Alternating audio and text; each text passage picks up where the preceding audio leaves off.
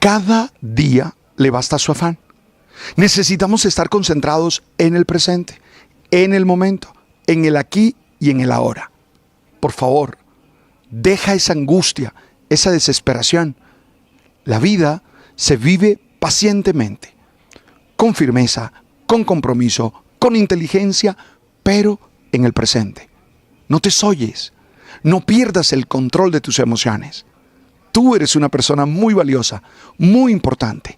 Da lo mejor de ti en cada situación y te aseguro que alcanzarás tu propósito. ¡Ánimo! Tú sabes.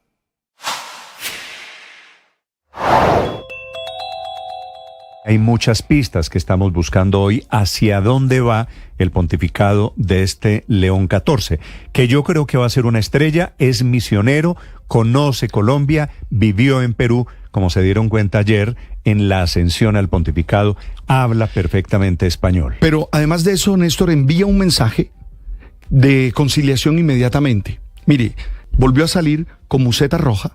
Que usted sabe que la museta roja significa, es el imperio, es la autoridad, la jurisdicción, que es la capita esa roja con la que sale, la estola dorada que solo el Papa puede usar por fuera de la museta, el anillo del pescador, que ese es normal, de nuevo el pectoral dorado, es decir, esos signos que Francisco el día de su ascensión había obviado, ¿te acuerdas? Él los vuelve a tener, que con eso le manda un mensaje a las personas menos, menos progresistas, por decirlo de alguna manera, que querían que la tradición estuviera muy presente. Y creo que envía un mensaje muy claro en eso también.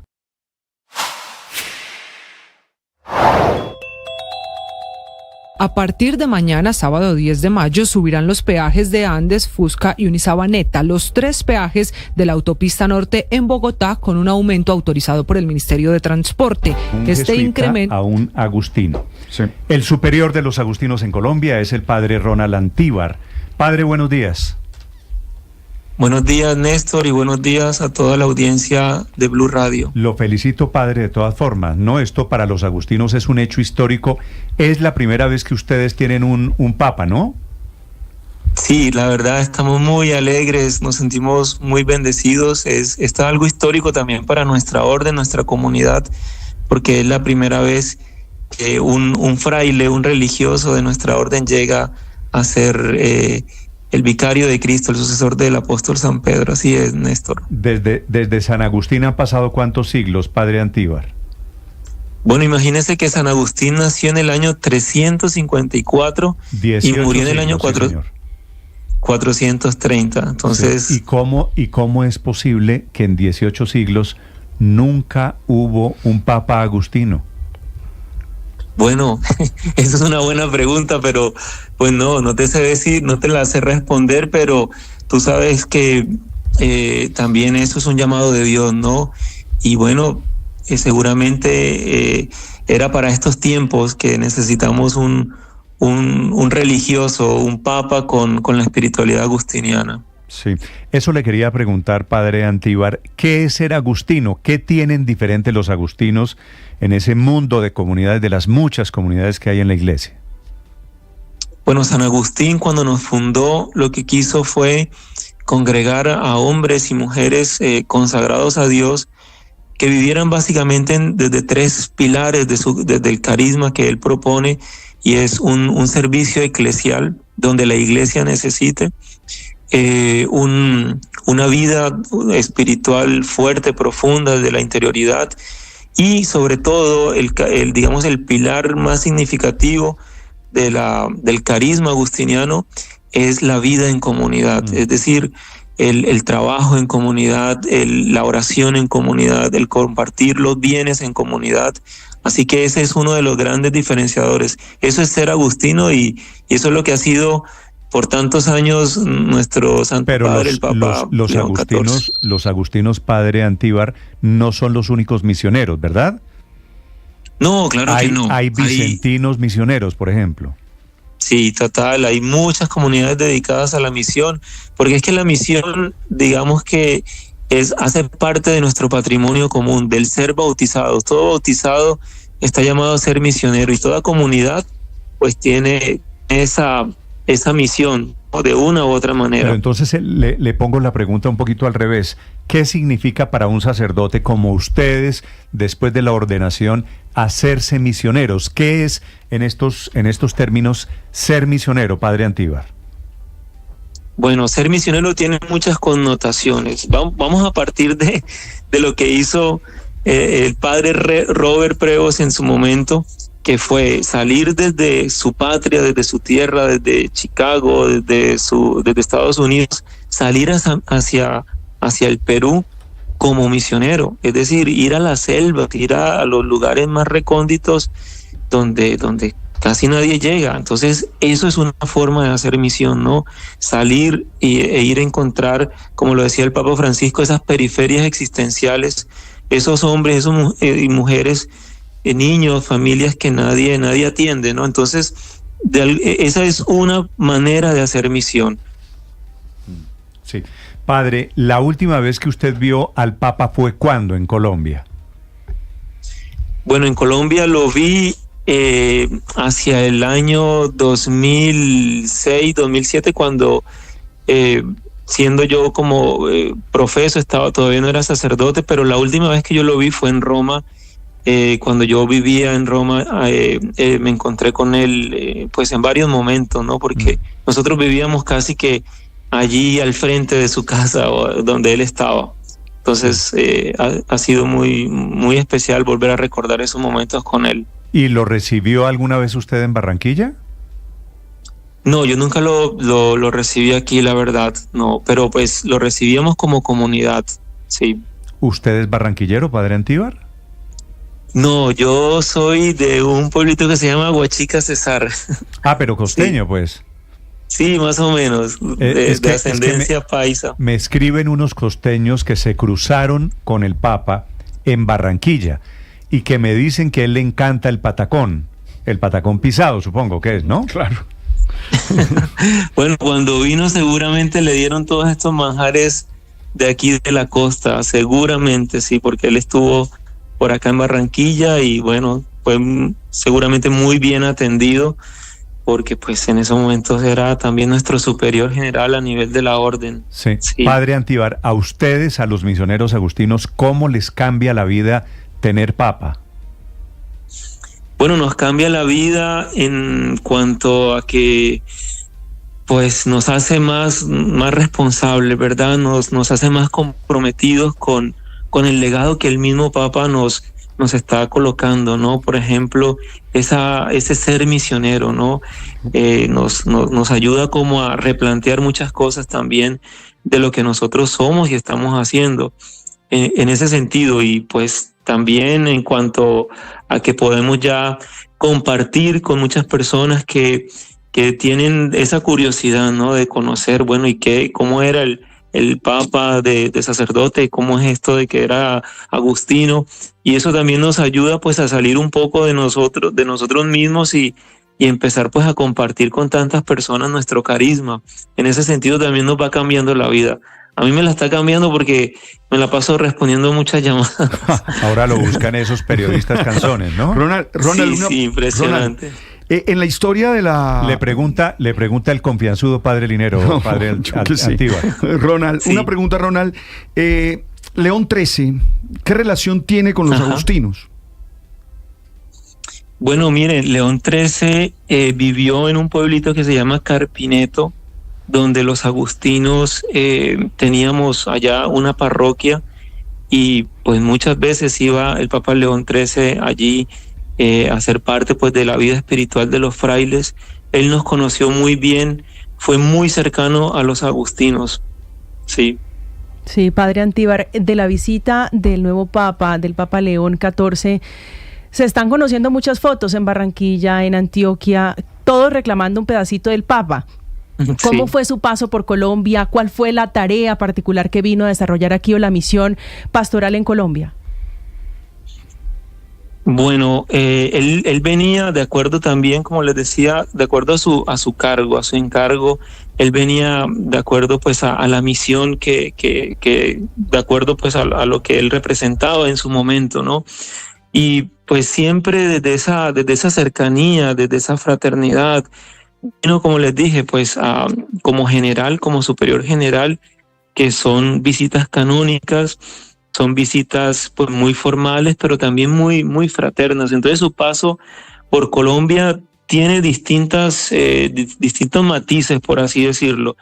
Siendo él, cuando estaba en Perú, pues también tenía que venir mucho a Bogotá por encuentros que hacíamos. Nosotros los religiosos hacemos encuentros a nivel de Latinoamérica. Aquí en Bogotá han habido muchos encuentros. Él venía pues también a esos encuentros. Entonces digamos que tiene muchos matices. Por eso es un hombre tan latino, tan nuestro, porque pues compartía con nosotros, digamos, como nuestras mismas características, por decirlo así. Padre Antíbar, ¿usted es el rector del Cervantes? Soy el rector y en estos momentos, hasta finales de este mes, soy el superior de los agustinos en Colombia, sí. Cervantes hay en Barranquilla, Cervantes hay en Bogotá, hay 2 sedes del Cervantes, ¿verdad? El Colegio Cervantes. Sí, así es. El Liceo Cervantes, en realidad no se llama colegio, sino Liceo Cervantes. Pero adicionalmente, Cervantes, sí. Ustedes tienen una universidad que se llama Fundación Universitaria Unicervantes, ¿cierto? Unicervantes, sí, así es. ¿Por qué Cervantes? Sí. ¿Por qué los agustinos terminan en Cervantes? Sí, es una muy buena pregunta. Bueno, los misioneros que vinieron aquí, digamos, a evangelizarnos, pues a los agustinos eran la mayoría españoles, ¿no? Así que, pues desde allí, por así decirlo, tenemos esa vena del Cervantes por nuestros agustinos españoles, y el primer colegio que nosotros adquirimos pues tenía también ese nombre. Los padres españoles vieron allí pues que también era una gran oportunidad, un nombre que identificaba también con la espiritualidad. ¿Pero los agustinos son originalmente españoles? No, nosotros los agustinos, San Agustín era del norte de África, imagínense. Pero pues digamos nacimos jurídicamente en Italia. Allá está nuestra casa madre en Italia. Y un estudiante agustino en la Universidad Agustina o en el Cervantes en Bogotá o Barranquilla, ¿qué recibe diferente en su educación? Uy, eso me encantaría que ustedes le hicieran esa pregunta a un joven de estos para que se dieran cuenta. Pues ¿qué recibe? Recibe nuestra espiritualidad, recibe el patrimonio de San Agustín, recibe ese ser comunitario, ese ser social, porque nosotros también, digamos, impregnamos a nuestros estudiantes de ese compromiso con lo social, con las personas más necesitadas. Entonces reciben de ellos y conocen muy bien el pensamiento de San Agustín nuestros estudiantes cervantinos. Padre, hay diferentes colegios en Colombia que provienen de la influencia y del trabajo de los agustinos. Yo quisiera que usted nos explicara sobre las diferentes vertientes, sobre cuáles pertenecen a la orden de los agustinos y cuáles podrían ser derivaciones. Le hablamos, por ejemplo, yo no sé si por ejemplo, los agustinianos tienen que ver también con la orden de los agustinos. Hablo de los colegios agustinianos y de otros colegios, además de los liceos Cervantes. Sí, la orden de San Agustín, por así decirlo, se dividió. Hubo unos religiosos que salieron de la orden y se formó lo que se llama la orden de agustinos recoletos, ¿sí? Y los agustinos recoletos, pues también tienen nuestra misma espiritualidad. Y pues ellos han fundado universidades, han fundado colegios, y uno de los colegios que ellos tienen aquí en Colombia son los que se llaman los agustinianos, pero son la orden de agustinos recoletos. Es una rama que surgió de nosotros, los agustinos. Pero todos son de San Agustín de Hipona. Sí, tenemos la misma espiritualidad. Sí. La emisora pero Mariana... valga la aclaración que el cardenal, el Papa León XIV es de la orden de San Agustín. Sí, San Agustín. Sí. Vale. Padre, ¿la emisora Mariana también es de ustedes, de los agustinianos? De los agustinos, sí, la emisora Mariana es de nosotros. Es una emisora pues que ustedes saben tiene mucha tradición aquí en Colombia, en Bogotá, donde se formaron grandes personajes, y en nuestra, sí. Sí. ¿Qué diferencia hay entre agustino y agustiniano? Bueno, la palabra agustino digamos que se utiliza más como para las personas, y lo agustiniano es como un adjetivo, ¿no? Las cosas, ¿no? Colegios agustinianos, aunque se puede decir también colegio agustino. ¿Y Agustino, ¿no? es miembro de la Orden de San Agustín? Agustino es el miembro de la Orden de San Agustín, así es, el religioso. Vale. Padre Antíbar, es un gusto saludarlo. Gracias por contarnos la historia de los agustinos y de los agustinianos en Colombia. Gracias, Néstor, y gracias a todos. Dios les bendiga. Pues, por ejemplo, un estudiante del Cervantes es agustiniano, pero no necesariamente agustino. No, es un estudiante agustino. Uno del Cervantes es agustino, sí. ¿Pero un estudiante del Cervantes es miembro de la Orden de San Agustín? No es miembro. O sea, digamos que el término se puede también utilizar para las personas que trabajan, o las obras que están, digamos, con nosotros, por así decirlo. Vale, sí. Vale. Padre Antíbar, un abrazo para usted, para la gente y para los agustinos. Gracias, chao. Gracias por todo. 8 de la mañana, 16 minutos en Blue Radio. Estás escuchando Blue Radio.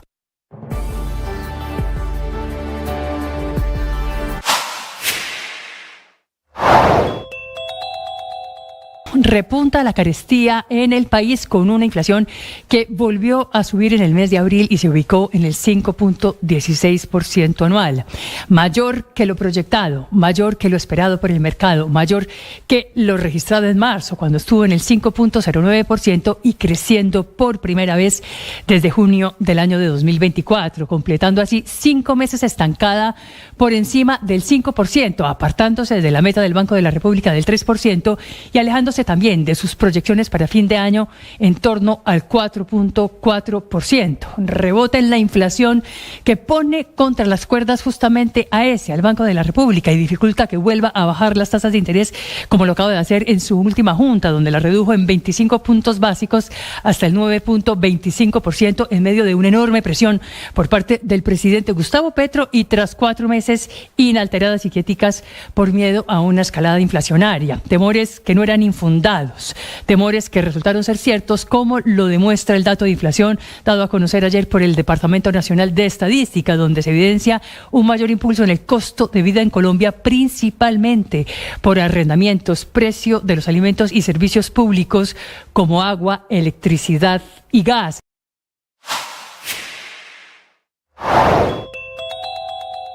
El Consejo de Estado tumbó al gobernador del Magdalena, Rafael Martínez, porque para ese tribunal es nula su elección por doble militancia, porque en septiembre del 2023, en un evento público, apoyó a 2 candidatas del partido de la U, una a la Asamblea y otra al Consejo de esa ciudad en Santa Marta, aunque su partido era Fuerza Ciudadana. Es el segundo golpe político que recibe este grupo en el Magdalena por cuenta de otra decisión también del Consejo de Estado. Ya se había quedado sin la personería jurídica ese partido, Fuerza Ciudadana. Se queja el presidente Gustavo Petro de la decisión, acusando al Consejo de Estado de afectar el bloque de constitucionalidad y de contradecir la Convención Americana de Derechos Humanos, haciendo una comparación de su caso cuando salió de la alcaldía de Bogotá e intentando explicar que en una coalición política autorizada por la Constitución no hay doble militancia. Aunque esa es la teoría del presidente Petro, que había una coalición, otra cosa pensó el Consejo de Estado de este hombre, de Martínez, que es la sombra política de Carlos Caicedo, que originalmente es el líder de Fuerza Ciudadana, que por cuenta de esta decisión el presidente va a tener que sacar al Magdalena de aquel mapa político, recuérdenlo, con lo que dividió al país entre los que lo apoyaron y los que no.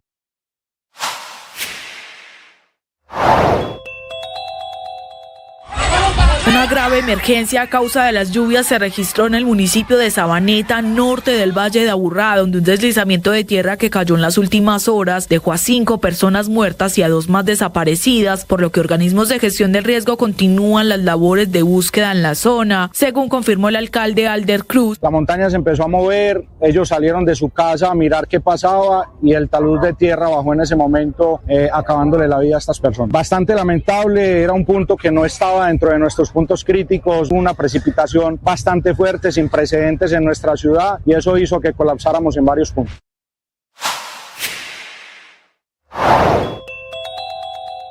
Hoy amanece detenido en la cárcel La Picota de Bogotá el expresidente del Senado, Iván Name, capturado por orden de la Corte Suprema por haber recibido presuntamente 3.000 millones de pesos en efectivo de manos de la exconsejera presidencial Sandra Ortiz, a cambio de apoyar en el Congreso el trámite de la reforma pensional y de la reforma a la salud del gobierno del presidente Gustavo Petro. La misma suerte debe correr en las próximas horas el expresidente de la Cámara, Andrés Calle, quien habría recibido 1.000 millones de pesos de la corrupción en la unidad de gestión de riesgo, por lo que la Corte Suprema dictó medida de aseguramiento en contra de estos dos dirigentes políticos por los delitos de... La pasión y la afición en juego y los datos de lo último en deportes se lo presenta Mañanas Blue. Ya tenemos las 8 de la mañana, 21 minutos, momento para hablar de deportes, momento para hablar de la Conmebol Libertadores, donde Atlético Nacional, en medio de una noche fría, muy lluviosa, logró conseguir una victoria valiosísima, de oro frente al Internacional de Porto Alegre en el Atanasio Girardot. Fue 3-1, con un Kevin Viveros encendido, autor de 2 de los 3 goles. Billy Arce terminó también de consolidar el camino de victoria de Atlético Nacional, que ahora es segundo de su zona, con 6 puntos, detrás del Bahía, que tiene 7, el equipo brasileño que es líder, y el Internacional de Porto Alegre, que cayó al tercer lugar con 5 unidades. El Nacional uruguayo, con 4, está al fondo de la tabla. Bien por Nacional, el de Colombia, que este miércoles 14 de mayo, en casa, en el Atanasio Girardot, enfrentará al Bahía, con el reto de una victoria más para treparse al primer lugar y encarrilar la clasificación a la fase de octavos de final. Entre tanto, en la Sudamericana, un punto en favor del Once Caldas. Perdió Fluminense, cayó en Bolivia 1-0 frente al San José y automáticamente sembró al Once como líder de su zona con 9 puntos. Ahora el Flu es segundo con 7. El jueves 15 de mayo, Once Caldas recibirá a San José en Manizales, y un triunfo en Palo Grande lo dejaría también completamente perfilado a la posibilidad de acceder en la Sudamericana a la fase de octavos de final. En Colombia, por nuestra liga, una noche fría, una cancha en muy regular condición. Hablamos del Campín en Bogotá. Millonarios empató 0-0 frente al Deportivo Pereira, y ese resultado automáticamente instala a Millos en la fase semifinal. Ya está en cuadrangulares. Millonarios es tercero con 31 puntos, es decir, ya hay 4 plazas definidas: América con 33, Nacional con 32, Millonarios con 31, al igual que Junior con 31. Esos 4 ya están en semifinales. Tocando la puerta Medellín, que es quinto con 29, Santa Fe y Tolima tienen 27, y octavo Once Caldas con 26 unidades, que está a la espera de la definición de los 3 puntos del juego frente al Unión Magdalena, que fue suspendido. Veremos qué acontece en ese entorno. A propósito, hoy fecha 18, Tolima Unión Magdalena y Bucaramanga frente al Independiente Medellín. Hoy también tendrá actividad. Colombia cierra la fase de grupos en el Sudamericano Sub-17 femenino, será frente a Paraguay.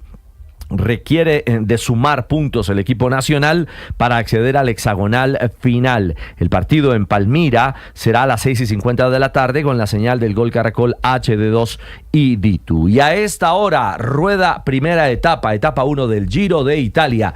Le quedan 82 kilómetros. Hay 5 corredores en fuga. Hicieron algún tipo de reconocimiento local nada más, sobre todo en Tirana por la cuestión de la crono. Claro, y se corre en Tirana. Se corre en territorio de Albania, exactamente la jornada de 160 kilómetros entre Durazzo y Tirana, con 5 colombianos: Egan Bernal, Dani Martínez, Nairo Quintana, Einer Rubio y Brandon Rivera en acción. Pueden ver a esta hora la fracción a través del canal Caracol con el Team Caracol y a través de D2 en nuestra aplicación completamente gratis. 8:24 los deportes a esta hora en Mañanas Blue. El precio de las acciones, las monedas y lo que pasa en las bolsas se lo cuenta Mañanas Blue. 8 de la mañana, 24 minutos, información económica con una empresa que tal vez utilizan mucho los colombianos para hacer sus compras electrónicas. La Superintendencia de Industria y de Comercio está sancionando en este momento a Mercado Libre Colombia, que es la filial de esta plataforma de comercio electrónico, tal vez la más importante en América Latina, filial aquí en nuestro país, con una multa por más de 214 millones de pesos por infringir las normas sobre protección de datos personales. En este caso, la superintendencia comprobó que la empresa investigada desconoció una prohibición de tratamiento de datos personales sensibles, en especial al condicionar el acceso a la cuenta de una persona aquí en Colombia al suministro de su información biométrica a través del reconocimiento facial. Adicionalmente, la superintendencia determinó que la plataforma de comercio electrónico Mercado Libre vulneró el derecho a la habeas data al negarse a eliminar los datos biométricos de los usuarios de su base de datos. Con este acto administrativo, además de la sanción, la superintendencia recuerda lo siguiente: primero, que el tratamiento de datos personales sensibles, entre los que se encuentran los biométricos, está prohibido en Colombia por regla general. Segundo, que ninguna actividad ni el ejercicio de los derechos, en especial en el contexto del uso de aplicaciones móviles o de páginas web, puede estar condicionado a la entrega u obtención de datos biométricos. Y tercero, que la entrega u obtención de datos biométricos solo es posible cuando existe norma legal expresa y específica en tal sentido, y siempre que dicha norma respete el principio constitucional en nuestro país. Sancionada entonces Mercado Libre por la superintendencia por más de 214 millones de pesos. Rápidamente les cuento que el dólar está cayendo 11 pesos. A esta hora, cotización promedio 4.249 pesos. En el mundo también baja frente a las principales monedas. El petróleo de referencia Brent se recupera 1,26%, supera los $63 por barril, un tono positivo hoy para algunos mercados ante la esperanza de que se moderen las tensiones comerciales en el mundo en la medida en que Estados Unidos empieza a conseguir sus primeros acuerdos con otros países a los que les ha impuesto aranceles. Hay tiempo seco en Bogotá, va a ser alguna pequeña tregua este fin de semana, menos lluvias, dice el pronóstico del clima, de lo que veníamos soportando. Sigue la tragedia, hablando del invierno, en Sabaneta, en el departamento de Antioquia. Sabaneta queda muy cerquita a Medellín, en donde se produjo un deslizamiento en las últimas horas que mató a 5 personas. Están buscando en este momento a los 2 desaparecidos. Desde Sabaneta, Danilo Arias. Sí, Néstor, efectivamente los saludo a esta hora desde la zona alta, la parte alta de la vereda, la doctora, municipio de Sabaneta, sur del Valle de Aburrá, pues donde avanzan o se reactivaron pues hace pocos minutos esas labores de búsqueda de las 2 personas que aún están reportadas por la comunidad como desaparecidas luego de ese movimiento en masa que se registró en la noche de ayer aquí en esta localidad. Justamente a esta hora me encuentro con el alcalde del municipio de Sabaneta, Alder Cruz, a quien saludamos y le preguntamos, bueno, alcalde, ¿cuál es el reporte que se tiene en este momento de cómo avanza la atención de la emergencia? Buenos días. Buenos días, un saludo muy especial a toda la mesa de trabajo, a los oyentes que hasta ahora se conectan con este importante medio de comunicación. Lastimosamente se presenta el fallecimiento de 5 personas de la comunidad, 3 mujeres, 2 hombres. En este momento tenemos 2 adultos mayores desaparecidos. Instalamos puesto de mando unificado en la madrugada, donde estuvimos monitoreando la situación en tiempo real, todas nuestras fuentes hídricas, más 21 puntos críticos que tenemos en nuestra ciudad. Y hoy instalamos el puesto de control a primera hora, 6 a.m., donde llegaron técnicos del DAGRAN, geólogos, a hacer un diagnóstico técnico de la zona antes de darle ingreso a nuestras unidades de gestión del riesgo, al cuerpo de bomberos, para reactivar las labores de búsqueda y poder rescatar a estas 2 personas que se encuentran desaparecidas. Néstor, lo escucha el alcalde Alder Cruz. Sí, gracias, Danilo. Alcalde, ¿quiénes son las personas que murieron? ¿Qué estaban haciendo? ¿Dónde estaban en el momento del deslizamiento? Néstor, estaban en su casa. Lastimosamente, al escuchar la precipitación, salieron de su hogar. En ese momento la avalancha bajó y bueno, quedaron sepultados bajo la tierra. ¿Y los 2 que están desaparecidos, alcalde? Sí, son 2 adultos mayores, al parecer una pareja de esposos que también salieron a ver qué pasaba con el deslizamiento y también fueron alcanzados por la avalancha. Y esta gente, estos son los que están ubicados en esa ladera por donde bajó la avalancha, ¿no? Sí, Néstor, ese fue el punto más crítico que tuvimos ayer. Lastimosamente tuvimos precipitaciones sin precedentes en nuestra ciudad y bueno, ese punto crítico hizo que la ladera, debido a cargar tanta agua en los últimos días, se diera y costara la vida de estas personas. ¿Esta es de esas tragedias anunciadas, alcalde? No, Néstor, nosotros teníamos varios puntos críticos ya identificados en nuestra ciudad que veníamos interviniendo de muy buena manera. Este no estaba dentro de los puntos críticos y fue una situación que nos tomó por sorpresa de manera inesperada. Sí, alcalde, en algunos videos se ven cables en los pisos y se alcanza a ver un chispazo. ¿Cómo están esta mañana? ¿Tienen servicio de energía eléctrica? Sí, ayer inmediatamente con el apoyo de EPM tomamos la decisión de cortar el servicio eléctrico en toda la vereda. Mientras estabilizábamos la situación, tuvimos el acompañamiento del gobernador de Antioquia, Andrés Julián, del presidente de la Junta Metropolitana, Federico Gutiérrez, y de toda la institucionalidad para atender la situación. Más o menos a las 10:30, 11 de la noche reactivamos el fluido eléctrico. Nos tocó cortar el servicio porque uno de los transformadores que estaban en ese poste pues cayeron al suelo, hubo una explosión y quisimos salvaguardar la vida de las personas. Pues alcalde, vamos a estar muy pendientes, los acompañamos en este momento, las imágenes son realmente terribles de la avalancha de ayer tarde en Sabaneta, que es un pueblo además pequeño, queda relativamente cerca de Medellín, muy afectado esta mañana por cuenta del invierno. Mucha suerte, alcalde.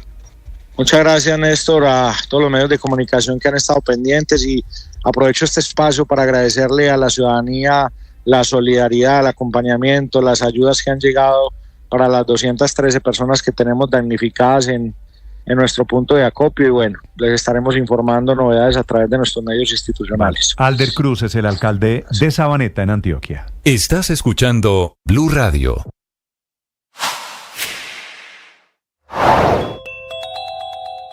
A partir de mañana, sábado 10 de mayo, subirán los peajes de Andes, Fusca y Unisabaneta, los 3 peajes de la autopista norte en Bogotá, con un aumento autorizado por el Ministerio de Transporte. Este incremento se hará porque hay que recordar que cuando empezó el año se suspendió por 4 meses la que iba a ser el alza normal de enero, que debía aplicarse, y como los conductores se quejaron porque era un aumento del 32.7%, que equivalía a 3.800 pesos, entonces se decidió congelar. Como faltaron y fueron tantos los problemas y quejas, el gobierno congeló el peaje, pero la dicha se acaba. Desde mañana empieza el aumento, solo que no va a ser de una vez del 32%, sino que serán aumentos graduales que irán desde mañana hasta julio de 2027 para no afectar la plata que necesitan recaudar en los peajes, que a su vez cubre parte de lo que vale la ampliación de la autopista norte y de la carrera séptima, ambas obras pactadas en la concesión Accesos Norte 2. Entonces, a partir de mañana, los automóviles, camperos, camionetas, eso que se llama categoría 1, pagarán en estos peajes 13.600 pesos, por ejemplo, en el de Andes o en el de Fusca, mientras que buses, busetas y carros, los que técnicamente se llaman categoría 2, quedarán. 8 de la mañana, 32 minutos, Felipe. Nueva teoría del presidente Petro de la conspiración, que el presidente Petro, desde la carta de Leiva de hace 3 días, el presidente Petro está hablando de complot, de conspiración para derribarlo. Y ya metió a Mario Díaz Balart, que es un representante a la Cámara de Florida, en el Parlamento, en el Capitolio en Washington, que en esa conspiración están Leiva, Díaz Balart, de la extrema derecha republicana, dice el presidente Petro. Pero ayer matizó un poquito sobre el representante Díaz Balart. No, pero ya voy para allá. Diría el bolillo hecho reversa para atrás. Ahora metió a un líder gremial máster, ¿no? Sí, Felipe, ahora, y esta es la noticia desde ayer, el presidente Petro sacó la teoría de un líder gremial que se ha aliado a mi exfuncionario, se refiere a Leiva, y con él... Sí, al viejo Cucho, no sé qué, sí. Óigame esto. Con él se alió este líder gremial a organizaciones narcotraficantes en armas para, a través de lo que llaman acuerdo nacional, tumbar al presidente. Tristemente, el senador de los Estados Unidos, Díaz Balart, por ignorancia, ha terminado en esta alianza. Que Díaz Balart, alguien por favor, que le diga al presidente que Díaz Balart no es senador, es representante de la Cámara, que son 2 cosas diferentes. Sí. El líder gremial, porque el presidente da pistas de quién es el líder gremial. No lo ha mencionado. No lo ha mencionado, pero porque todos los líderes gremiales amanecieron hoy pensando, ¿no? ¿Seré yo? No, pero si usted se fija en la nota, en la acusación del presidente, pues esto tiene cita una nota del órgano de difusión de la Casa de Nariño, que es RTBC, el canal que pagamos todos los colombianos, en donde entrevistan al senador Wilson Arias, que revela lo que él dice es la prueba del delito, un documento, un acta con membrete de la ANDI, donde se habla de un gran pacto por la salud. Entonces el presidente Petro y eso consideran que esa es la prueba de que hay un golpe de Estado en marcha. No, pero el presidente, lo que es más grave, Felipe, el presidente Petro coge un documento de la ANDI que es cierto, está trabajando temas de salud para lograr una convocatoria, eso es lo que dice el documento. Sí. Coge eso como una prueba de una conspiración y alianza con narcotraficantes para tumbarlo. El presidente Petro pues pero está... esta sí ya es... Bueno, esta sí ya es la más descarada, ¿no? Esta sí ya es la más atrevida, de verdad. Es que el presidente no puede estar... Este es el golpe blando 6.0 o 7.0, yo ya no sé cuál es. No, por ahí pasó la cuenta, sí Aurelio. es el más atrevido. Bueno, pero pues hasta ahí me llegó. Como el presidente de la República y la acusación es muy grave, Felipe, hago un paréntesis en el tema del Papa para contarle a los oyentes que el presidente Petro ve un parlamentario norteamericano, un exministro de su gabinete y un dirigente gremial, que es Bruce McMaster, en una conspiración con narcotraficantes en armas para tumbarlo, y mete en la misma talega un acuerdo nacional. Lo que se sabe hasta el momento sobre la tesis que está manejando el gobierno. Felipe García. Hola Néstor, sí señor, el presidente Gustavo Petro volvió a insistir públicamente en que se está gestando un intento de golpe de Estado en su contra. En su cuenta de X escribió el primer mandatario lo siguiente: un líder gremial se ha aliado a mi exfuncionario y con él a organizaciones narcotraficantes en armas para, a través de lo que llaman acuerdo nacional, y esto lo hace en comillas simple, tumbar al presidente. Tristemente, al senador de los Estados Unidos, Díaz Balart, ya sabemos que es un representante de la Cámara, por ignorancia ha terminado en esta alianza. La ANDI pretende darle un golpe de Estado generando crisis en el sistema de salud. Eso fue lo que dijo a través de su cuenta de X el presidente Gustavo Petro, y obviamente el líder gremial al que hace referencia el presidente es Bruce McMaster, presidente de la ANDI, la Asociación Nacional de Empresarios de Colombia. Sin embargo, los hechos detrás de esta acusación muestran un panorama distinto. Lo que está ocurriendo realmente es la conformación de un amplio movimiento ciudadano en defensa, dicen ellos, de la salud pública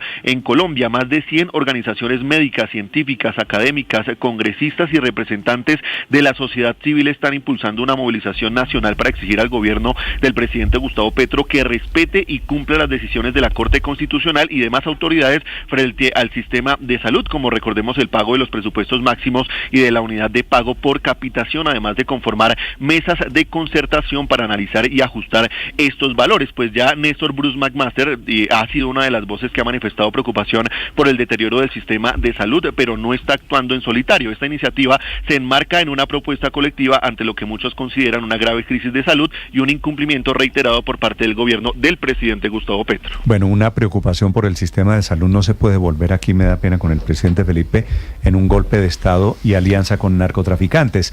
Tema en el que el presidente Petro, además, jugando con Cantela, está metiendo a un parlamentario de los Estados Unidos.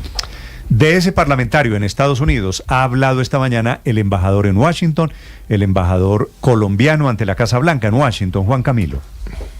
Néstor, fue en las últimas horas a propósito de una conferencia de prensa que citó el embajador en compañía del ministro de Defensa y de la ministra de Justicia para dar un balance sobre una agenda que adelantaron aquí en Washington, y naturalmente se vio marcada esa conferencia por lo que fueron las acusaciones del presidente Gustavo Petro en contra del representante republicano Mario Díaz Balart, quien, recordemos, también nos dijo hace un par de días que el presidente estaba alucinando.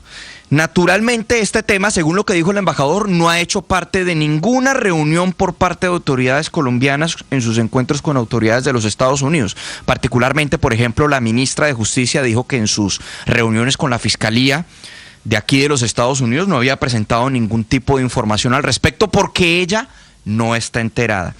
Pero llama la atención la respuesta del embajador sobre cuál es su opinión frente a estas acusaciones del presidente Gustavo Petro, y si las ha comentado ya con el representante Díaz Balart. Escuchemos. ¿Usted cree que el presidente dice esto, embajador, por las reuniones que sostuvo Díaz Balart, por ejemplo, con el expresidente Uribe, con Efraín Cepeda? No me pongo a especular sobre por qué lo dice, pero yo creo que el presidente da las explicaciones que debe dar. ¿Y usted lo cree? Yo sé, el tema es, siempre le creo al presidente porque conozco su honestidad, pero yo creo que son asuntos que son más complejos y que por lo tanto la información que uno tiene, que tenemos aquí, no nos permite ir más allá de lo que hemos dicho. A ver, allí baja bastante el tono de voz el embajador cuando le preguntamos, ¿usted lo cree?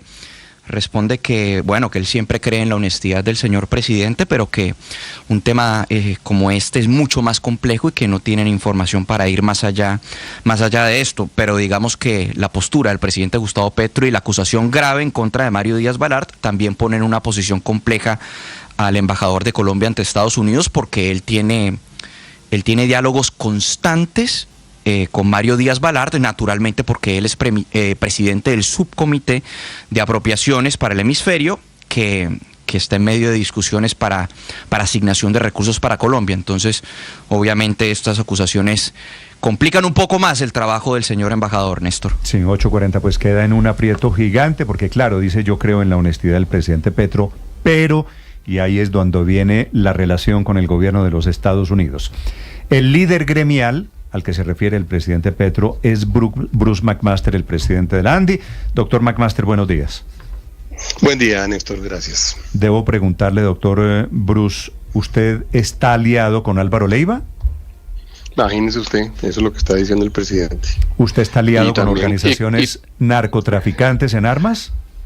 Imagínese qué acusación tan grave, ¿no? Y qué acusación tan calumniosa realmente, ¿no? ¿Usted está aliado con el parlamentario Mario Díaz Balart de los Estados Unidos? No, infortunadamente no lo conozco. Me gustaría conocerlo, pero pues tampoco estoy aliado con él, imagínese. A ver, ¿cuál es el origen de esta muy grave acusación de que el líder del principal gremio de empresarios en Colombia, doctor McMaster, está intentando, aliado con delincuentes, tumbar al presidente de la República? Pues ese es un gran misterio, Néstor, porque yo no me alcanzo a imaginar cómo por la mente del presidente pudo haber pasado esto y cómo además se atreve a decir semejante o a emitir semejante concepto. Yo me imagino él tiene su conversación con el ex canciller Leiva, que todo el país ha estado observando, digamos, con atención, y alguna gente pues en forma, digamos, muy preocupada. Hubo la conversación también con el parlamentario Díaz Balart durante los últimos días, de la cual todos fuimos testigos, y por otra parte nosotros en la ANDI pues estamos haciendo nuestra tarea en una cosa completamente distinta, en muchos temas, pero en este caso es el tema de salud, y me refiero al tema de salud, Néstor, porque el presidente su trino lo pone como lo pone citando, digamos, a una noticia que saca RTBC, como dijeron ustedes ahorita, en donde está hablando de una iniciativa en la cual nosotros hemos venido participando y en la cual estamos completamente convencidos alrededor de la necesidad que existe hoy en día en Colombia de defender el sistema de salud, más allá de la reforma, más allá de Bruce, es que esto ha funcionado de la siguiente manera. Un parlamentario que se llama Wilson Arias tiene unos documentos de la ANDI, va a la oficina de prensa de la Casa de Nariño, que es RTBC, le hacen una entrevista y dicen que esa es prueba de una conspiración. Eso lo coge el presidente Gustavo Petro, ese pedacito de Arias y de RTBC, dice, esta es la prueba de que hay un líder gremial que me quiere tumbar. Esa es más o menos la cadena de hechos como viene sucediendo. Quiero preguntarle, ¿qué es lo que está denunciando el primer eslabón de esta cadena, que es Wilson Arias? Sí, él está hablando justamente de esta iniciativa de la cual le estaba hablando ya usted ahorita, que es una iniciativa muy plural, en donde hay pacientes preocupados, hay sociedades científicas, hay universidades, hay empleados de la salud, hay gremios, hay centros de pensamiento económico, donde de alguna forma nos hemos venido reuniendo alrededor de una angustia que es la angustia de los colombianos en este momento, y es el hecho de que el sistema de salud está teniendo, digamos, realmente o está enfrentado, digamos, a una inmensa crisis en este momento, y que de alguna forma sentimos todos nosotros, esto no puede suceder sin que nosotros hagamos todos nuestros mejores esfuerzos por evitar esta crisis. Parte de las preocupaciones que hemos tenido y las que he tenido yo particularmente ha sido, por ejemplo, la forma como el Ministerio de Salud ha ignorado completamente las órdenes de la Corte Constitucional, incluyendo algunas que le decían pague, por ejemplo, los presupuestos máximos, revise la UPC, la UPC es insuficiente, no tenemos en este momento, el sistema no tiene recursos. ¿Este documento, doctor Bruce, del que estamos hablando, es un documento reservado, restringido de la ANDI, o es un documento público? No. Era básicamente una ayuda de memoria de esa reunión donde se habla de esos temas en particular. Y una de las grandes preocupaciones que hemos tenido, Néstor, para redondearle esta historia, una de las preocupaciones que hemos tenido es que hemos intentado todo. Hemos ido a la Procuraduría, hemos ido a la Corte Constitucional, hemos puesto derechos de petición. RTBC y Wilson Arias están poniendo, y el gobierno y el petrismo, que ese era un documento ultrasecreto que prueba que la ANDI está en el golpe de Estado. Ahora, es muy grave, digamos, que cuando una organización ciudadana o una organización de ciudadanos se une, digamos, a tratar de generar una acción que es una acción democrática, una acción además absolutamente legítima de defensa, en este caso de los pacientes del sistema de salud, entonces el presidente, que además siempre ha sido tan aguerrido en la defensa de sus causas, entonces considere que eso es un golpe de Estado. Imagínese si uno hubiera actuado, digamos, con la mitad del énfasis o la mitad de la fuerza que él ha actuado, por ejemplo, alrededor de la consulta popular. Es decir, él puede hacer todo lo que hace, él puede hacer todo lo que dice, lo puede decir en forma muchas veces muy desobligante y atacando a mucha gente, pero si nosotros nos reunimos en forma democrática a tratar de armar, digamos, un movimiento que ojalá sea ciudadano, amplio, para la defensa de los pacientes, para que no se muera la gente, porque necesitamos en este momento además de alguna forma hacerle caer en cuenta al gobierno del inmenso error que está cometiendo y del costo que esto implica para la vida de los ciudadanos. Cuando hacemos eso, entonces ahí estamos dando un golpe de Estado. Es una situación bastante compleja. Además, le voy a decir, esa afirmación, así como la hace el presidente, pues la considero inclusive peligrosa. Es decir, que en este momento vaya a haber, digamos, grupos de ciudadanos que crean que nosotros estamos haciendo lo que dice el presidente, con las alianzas que plantea el presidente, que serían sin duda algunas alianzas criminales. Es por lo menos peligroso, digamos, para los que estamos de alguna forma tratando de emitir nuestra opinión. Eso para la democracia lo veo como muy grave, Néstor. Y este movimiento, doctor McMaster, ¿tiene alguna intención política, no sé, lanzar candidatos en las próximas elecciones? Cosa que de pronto el presidente Petro está interpretando como una amenaza a su proyecto político, una desestabilización de su gobierno, inclusive un golpe de Estado. Yo le diría, Víctor, que si fuera así, el presidente tendría que aceptar que hubiera gente que montara o que armara movimientos políticos. Pero la respuesta es no. No hay además, es parte de lo que hemos dicho en múltiples ocasiones. Por ninguna razón esto puede ser entendido como un movimiento a favor de nadie o como una plataforma política para nadie, porque perdemos la legitimidad de una causa que tenemos hoy en día, que es una causa meramente humanitaria, y se lo digo, humanitaria. Eso que sucedió, por ejemplo, con el tema de los medicamentos, porque sencillamente no se estaban pagando los recursos o no se pagan los recursos, o el cierre de la cantidad de servicios que estamos viendo hoy en día, o los retrasos que se están dando en la atención a los pacientes, pues son temas humanitarios, son temas de personas que están sufriendo cosas en este momento. Y le digo una cosa, un poquito casi que a todos nos mueve en este momento el hecho de que no puede ser que esto esté sucediendo en nuestro país en este momento y nosotros no seamos lo suficientemente enfáticos en defenderlo. Porque de alguna forma, digamos, nos metieron en una discusión ideológica, nos metieron en una discusión política y no se trató simplemente de decir, bueno, hacemos esta carretera o pero no la en hacemos. Algún momento, estamos jugando Bruce, con la vida de la gente. En algún momento esta historia saltó de ser un documento sobre salud a ser una alianza con narcotraficantes en armas. Le repito una pregunta, doctor Bruce, porque pues yo quiero tener la claridad. Sí. ¿Usted, no, hágalo tranquilo. ¿Usted se ha reunido con algún narcotraficante? Pues yo espero que no, es decir, en el sentido de que yo con ninguna persona que yo haya sabido que está por fuera de la ley me he reunido nunca en la vida. ¿O de dónde saca el presidente que usted está con narcotraficantes en armas en un plan para tumbarlo? Esa es una pregunta que hay que hacerse al presidente, porque a él le nacen unas ideas de tanto en tanto que en mi opinión son, por decirlo menos, digamos, exóticas y delirantes, que hay que preguntarle de dónde salen y por qué se atreve a plantearlas y por qué se atreve a acusar a las personas de eso.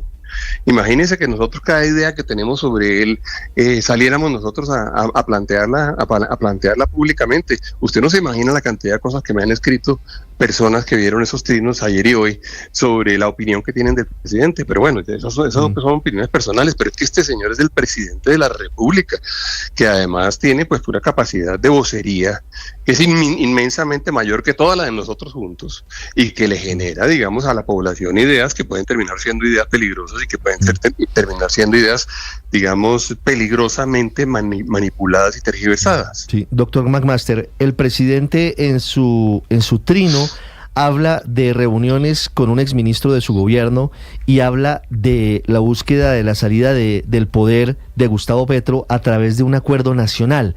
¿Eso se ha hablado en las reuniones de creación del movimiento Todos por la Salud? No, pues imagínese, es que son dos temas, es decir, no sé cómo llega él de la salud a esas conclusiones, no tengo ni idea. Pero se ha hablado en esas reuniones de buscar, en aras de sacar adelante las reformas, un acuerdo nacional de todos los sectores que busquen superar la crisis actual, no solo en la salud, sino en otras áreas de la vida de los colombianos. No se ha hablado de necesitamos pronunciarnos en forma suficientemente enfática para que el gobierno salga de su error, para que el gobierno entienda cuál es cuáles son las consecuencias del actuar digamos, en respecto al sector, y que ojalá lo corrija pronto. Para nosotros lo importante en este momento es que no pase un día más sin que haya pacientes que no son atendidos, que no pase un día más con demoras en los medicamentos, que no pase un día más con procedimientos, por ejemplo, de enfermedades huérfanas que no se hacen. Esa es la única. Le digo, ni siquiera hemos hablado y hemos dicho que ni siquiera lo vamos a hacer porque no es parte de nuestra lógica, va a hablar de los temas de reforma de la salud, porque esa sí que es una discusión que entra un poco en lo político, y dijimos, no, lo que nosotros necesitamos en este momento es verdaderamente lograr que el gobierno sea consciente de cuáles son las consecuencias de su actuar respecto de los temas de salud hoy día. No, pero es que tener una posición o una crítica o una diferencia con el gobierno sobre el tema de salud no puede ser que lo vuelva uno conspirador. Doctor Bruce, ¿usted se ha reunido con Álvaro Leiva de casualidad? Álvaro Leiva fue a mi oficina hace unos meses en una reunión que él me pidió y ya, eso sucedió. ¿Eso fue hace cuánto? Eso fue hace unos mes y medio más o menos. Sí. ¿Y le habló de lo que publicó después en las cartas? No, él me habló de que estaba preocupado con todo lo que estaba pasando y tal. Y lo oí durante un tiempo largo y no más. Yo con él no tengo una relación cercana. ¿Y no será que el presidente Petro se enteró de esa reunión? Puede ser, habrá que preguntar cómo. Pero puede ser que se haya enterado de esa reunión, pero eso no significa que yo no creo que todas las personas con que se hayan reunido con Leiva de alguna forma hayan sido de alguna forma calificados de la forma en que él está calificado. Álvaro Leiva le habló a usted de la necesidad de contar con el apoyo de los empresarios para sacar adelante un acuerdo nacional, doctor McMaster. No. ¿En esa reunión le planteó la salida del poder de Gustavo Petro? Más que eso, me planteó como una preocupación que él tenía, que al final lo termina diciendo en la carta en que él está, en la carta que él publicó, perdón. Vale, pero ¿reunión que terminó en qué términos o en qué? Vengo aquí a decirle esto y... No mucho más. Yo también me pregunté por qué me buscó, pero sí. No mucho más. Sí. Doctor McMaster, ¿usted ha pensado en denunciar penalmente a la presidenta de la República, pues porque le está atribuyendo la comisión de unos delitos? Pues esa es una pregunta que me estoy haciendo, Felipe, porque no tengo la menor duda de que es grave lo que él hace, pero no solamente por el tema penal, sino por el tema incluso personal. Es decir, ¿en qué peligro nos está metiendo el presidente a nosotros por cuenta de hacer esas afirmaciones en un país tan polarizado, en un país tan radicalizado? Esa es una pregunta que me estoy haciendo y pues tendré que hablarlo con los abogados. Vale. Doctor McMaster, gracias por estos minutos. Gracias a ustedes, Néstor. Muy amable. La respuesta del líder gremial, como le dice el presidente Petro. Felipe, esto que está pasando de verdad, esto se está pasando de castaño a oscuro, ¿no? Ay, pero Néstor, yo no sé si a esta altura del paseo le deberíamos, y en general a quienes él menciona, parar bolas, porque es que él pasa del HP de una semana al no sé qué, a la calumnia, a la injuria, descalificación. Entonces, yo no sé. Pero hay unas cosas en las que uno no tiene que parar bolas, Felipe, pero otras en las que sí. Y en esta es en las que sí, porque pone, como lo dice el doctor McMaster, a unas personas en riesgo evidente, además porque las está acusando de una serie de conductas criminales. No, es que el presidente sin ninguna justificación. Está diciendo que este líder gremial que ustedes acaban de escuchar, no, pero está acusando unos delitos gravísimos. Es nada menos que un golpista. Se alió con narcotraficantes en armas para tumbar al gobierno. Imagínese semejante acusación. Entonces, pues sí, yo muchas veces digo aquí, no, al presidente no le pongan cuidado, no paren bolas, son habladurías, pero cuando pone en riesgo, amenaza, vulnera derechos de las personas, sí hay que levantar la voz y hacer el reclamo y además poner a andar los mecanismos que los ciudadanos tienen de protección en los estados de derecho, porque a mí sí realmente esta acusación me parece grave. Y adicionalmente hay una pregunta que hizo el doctor McMaster ahí un poquito tangencialmente, pero yo sí la quiero hacer de frente, que es cómo se entera que el presidente de la República, que Bruce McMaster se reúne con Álvaro Leiva o con cualquier otra persona. ¿Lo están espiando? ¿Le tienen chuzado el teléfono? ¿Qué es lo que está pasando? A ver, Héctor, aquí hay un gran aparato, por un lado, de espionaje y de información que todos convergen, Felipe, para decirlo con todas las letras. No es casualidad que Wilson Arias va a hacer una denuncia sobre un documento reservado a RTBC, que cada vez se porta más como la oficina de prensa de la Casa Nariño. El órgano de difusión de la Casa Nariño. La coge RTBC, ¿no? Gran escándalo. La toma el presidente de la República, la agranda un poquito, la tergiversa, la deforma un poquito y dice que Leiva, que se reunió hace 2 meses o mes y medio, lo que haya sido, con el líder gremial, están en una conspiración, porque habla de mi exfuncionario y habla del líder gremial y habla de narcotraficantes. En esto vamos, digamos, todo es haciendo, la verdad, una cantidad de conjeturas sin ninguna evidencia. Nada, pero es que hacen lo que el presidente tanto critica, que es que los nazis, que es que los Goebbels, que es que la desinformación, hacen exactamente lo mismo, están haciendo exactamente lo mismo el presidente, los ministros, Wilson Arias, RTBC, están haciendo lo mismo que critican. Porque digamos, el documento pues lo puede filtrar. ¿De dónde supone cualquier que persona se informa el presidente Petro? ¿Quién le cuenta? Leiva se reunió. No sé, digamos, hay unas cosas de las cuales pues la gente se puede enterar. Si hay un documento que ha circulado entre unas personas para hablar de un tema, pues ese documento se vuelve público muy fácilmente. Pero una reunión privada en la oficina del doctor McMaster, ¿de dónde acá? ¿Por qué el presidente de la República tiene acceso a esa información? Esto a mí me preocupa mucho cuando pasaban cosas parecidas en el gobierno del presidente Uribe, por ejemplo, que decía, Piedad Córdoba está hablando allá con unos senadores gringos, no sé qué, pues la estaban chuzando. Y es que ahora estamos haciendo lo mismo. ¿Usted se acuerda del DAS? ¿Se acuerda de cómo desde Migración les pasaban los datos a la Casa de Nariño sobre los movimientos de los opositores? Es la primera vez que ustedes se sorprenden de cómo terminan pareciéndose Néstor, tanto, eso le iba a decir y en yo, sus ahora métodos nos vamos a sorprender de que este gobierno pero no se trata de sorprender, sino de denunciar. Y preguntar. Es que a mí me parece, primero lo que dice Héctor es totalmente cierto, de dónde sacan la información, pero es que del trino, además, ya hay 2 cosas muy graves. La primera, unas acusaciones irresponsables de al menos 2 delitos, porque lo que le está diciendo es que comete concierto para delinquir y que adicionalmente es una persona que lo quiere derrocar y que pertenece a una conspiración. Y eso se lo dice sin ningún sustento, pero además con un gran nivel de irresponsabilidad, porque es que esto pone en riesgo la vida del señor Bruce McMaster y eso hay que rechazarlo y hay que ser solidario con él, porque ahí hay un tema que pone en riesgo su vida, primero.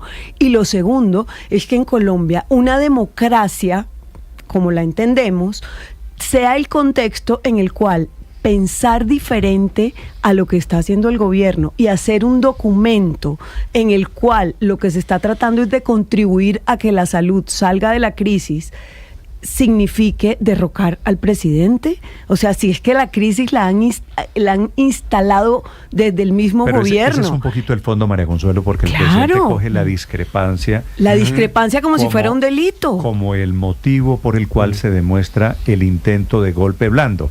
¿No? Sí. Hay una que las decisión dos en cosas son muy graves. El señor discrepa de mí, el señor se reunió con alguien que es bien amigo y Néstor, entonces es la prueba de que hay un golpe de Estado. Pero yo le agrego algo adicional. A ver, Ricardo. Y es que las acusaciones públicas del presidente, las descalificaciones públicas del presidente tienen un objetivo y una consecuencia que también es muy grave. Y es que termina inhibiendo la posibilidad de que quien está en desacuerdo con él pueda expresarlo libremente. Quiero saber cuántos de los que estaban en la mesa de trabajo Todos por la Salud van a seguir adelante apoyando la iniciativa luego de esta arremetida del presidente en contra de Bruce McMaster. Claro, quedan con un INRI pacientes, universidades, sociedades científicas, centros de pensamiento, quedan todos estigmatizados. Y todos escondidos. Entonces, la calle queda en poder del presidente y del pacto histórico, y quien quiera hacer manifestaciones ciudadanas en contra de las reformas o del gobierno queda estigmatizado, queda escondido y queda asustado. Opiniones sobre... Ya les dijo criminales. Sobre el golpe en que mi caso no me hace mella. Pero ya les dijo criminales a los que gritaban en los estadios fuera Petro. ¿No les dijo criminal? En mi caso no me hace mella y acabo de firmar el documento, el llamado, el mandamiento al Frente por la Salud. ¿Usted está en este grupo, no Aurelio, usted está en este grupo de golpistas? Sí, Néstor. Sí, señor. Yo estuve en la reunión de la ANDI del Frente por la Salud y voy a seguir estando. A mí no me va a arredrar el señor Petro, ni menos Wilson Arias tratando de manipular la opinión. Wilson Arias, uno que se precia de demócrata, que dice que cada rato que es un gran seguidor de Carlos Gaviria. Por favor, doctor Gaviria, no se retuerza en la tumba oyendo